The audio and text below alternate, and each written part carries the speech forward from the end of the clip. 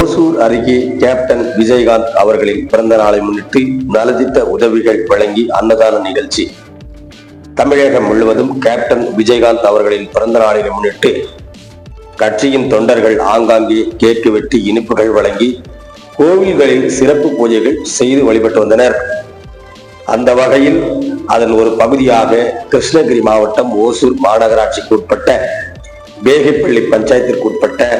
ராஷ்டிரியா பகுதியில் தேசிய முற்போக்கு திராவிட கழகத்தின் நிறுவன தலைவர் கேப்டன் விஜயகாந்த் அவர்களின் 73வது பிறந்த நாளை முன்னிட்டு ஒன்றிய துணை செயலாளர் அரவிந்தன், மாவட்ட நிர்வாகி சரவண பெருமாள், பிரபாகரன் ஆகியோர் தலைமையில் நடைபெற்ற இந்த நிகழ்ச்சிக்கு தேமுதிக கிருஷ்ணகிரி மேற்கு மாவட்ட மாநகர மாவட்ட கழக செயலாளர் ராமசாமி ரெட்டி அவர்கள் சிறப்பு அழைப்பாளராக கலந்து கொண்டு விஜயகாந்த் அவர்களின் திருவுருவப் படத்திற்கு மாலை அணிவித்து மரியாதை செலுத்தி ஏழை எளிய மக்களுக்கு சேலைகளும் வேஷ்டிகளும் வழங்கி 2000 பேருக்கு அன்னதான நிகழ்ச்சியை தொடங்கி வைத்தனர்.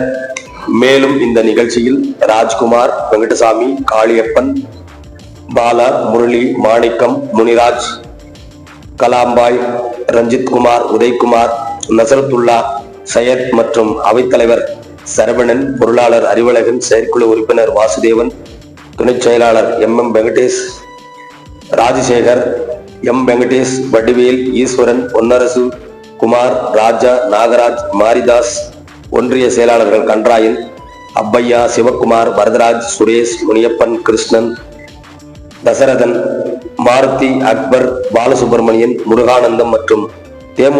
தேமுதிகவின் நிர்வாகிகள், தொண்டர்கள் என ஏராளமானோர் கலந்து கொண்டனர் என்பதும் குறிப்பிடத்தக்கது.